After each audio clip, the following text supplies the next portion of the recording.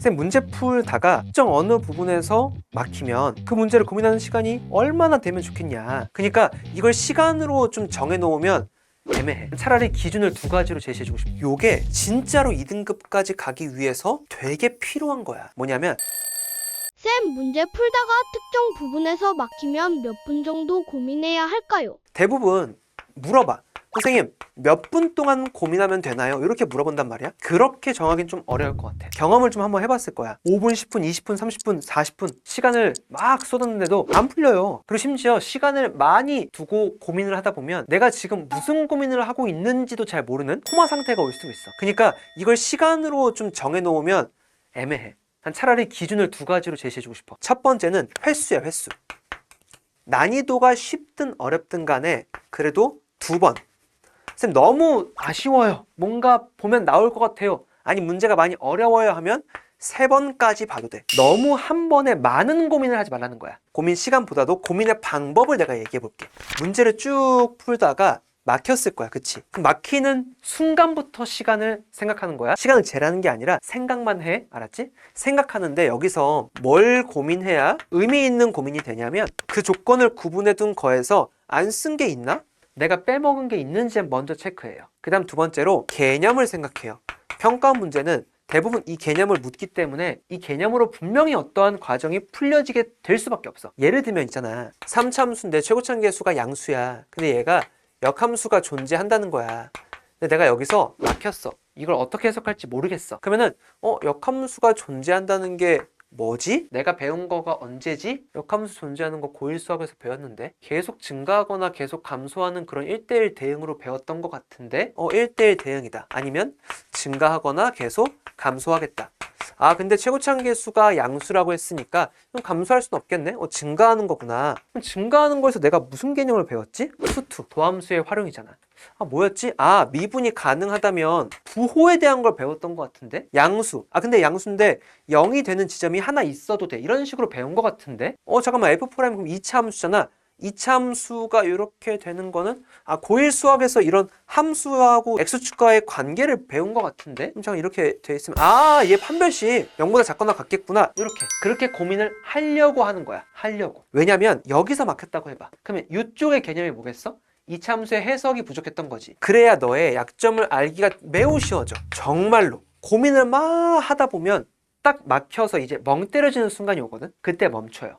멈추고 다음 문제로 넘어가 버려. 그 행위를 한 2번 정도만 해. 너무너무 문제가 어렵고 아쉽다 하면 3번까지 해도 되지만 한 2번 정도만 해요. 그래서 정리하면 다시 한번, 내가 수학 문제를 몇 분 고민해야 될까 이렇게 생각하지 마시고 처음에 횟수를 적으면 2번, 많으면 3번 정도까지 본다고 생각해, 이 문제를. 그리고 고민할 때 어떤 걸 생각하자? 조건을 먼저 구분해 두고 내가 빼먹은 게 없는지를 체크하고 그 조건을 해석하는 과정에 개념적으로 하려고 노력해보자. 그래야 네가 어떤 개념이 약한 건지, 뭘 못 써먹는지를 알게 될 거야. 근데 이때 네가 쭉 고민하다가 다시 한번 막히는 지점이 생길 거야.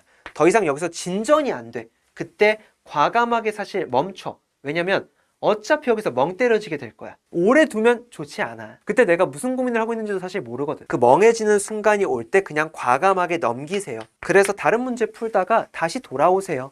한 번 더 해보는 거야. 딱 이 멍 때려지는 시점부터. 도저히 이 순간이 뭔지 모르겠다. 그럼 네의 약점일 테니까 또 보완하면 되겠지. 굉장히 효율적이면서도 네가 해볼 수 있는 무언가를 다 할 수 있는 거고 약점까지 파악해 볼 수 있어서 되게 좋은 방법이야. 쌤, 근데 이렇게 하다 보면 기계적으로 풀이를 암기하는 게 습관이 되는 것 같아서 걱정돼요. 우리가 지금 수학 3, 4등급 때야. 그러면 우선 2등급까지를 목표로 가고 싶다고 해보자. 그러면 이 80점의 어떤 벽을 뚫어내야 돼. 여기까지 가는 데 있어서 여러분들을 가장 크게 방해하는 요소가 있어. 기계적인 습관이야.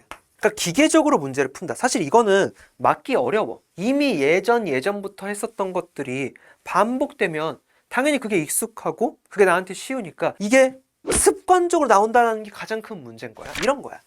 fx가 최고차함계수가 1인 3차 함수야. f1은 0이고 f2는 0인데 f'0은 3이다 이렇게 주어졌어. 근데 인테그랄 1부터 2까지 fx, dx를 구해라 이렇게 준 거야.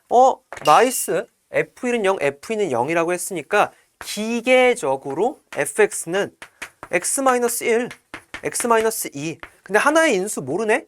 아, 요 녀석으로 구할 수 있겠다 하고 x-t 이렇게 쓸 수 있을 거 아니야. 그러면 얘 가지고 미분한 다음에 0 넣고 나면 t가 구해질 거 아니야. 그 다음에 어떻게 하니? 전개하겠죠. 전개해서 어디다 집어넣어?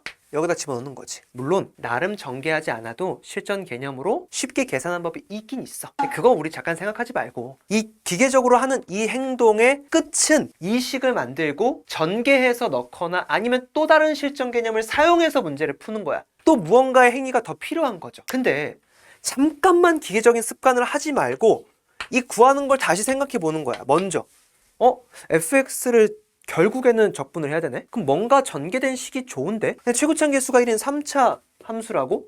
야, 그러면 f'이 0은 3이다 라고 하는 게 나름 공부했던 사람들 알겠지만 1창 앞에 있는 계수야. 그러면 fx가 x의 세제곱, ax의 제곱 더하기 3x 더하기 c로 써도 괜찮지 않을까요? 얘는 이미 해결된 거고 f1은 0, f2는 0 통해서 식이 몇 개 나와요? 2개.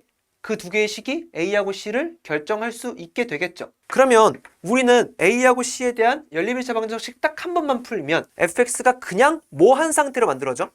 적분이 되는 상태로 만들어지죠. 지금 이 설명을 듣고 나니까 이게 좋아, 이게 좋아? 100% 얘가 좋은 거예요. 다시 얘기한다, 오해할까봐.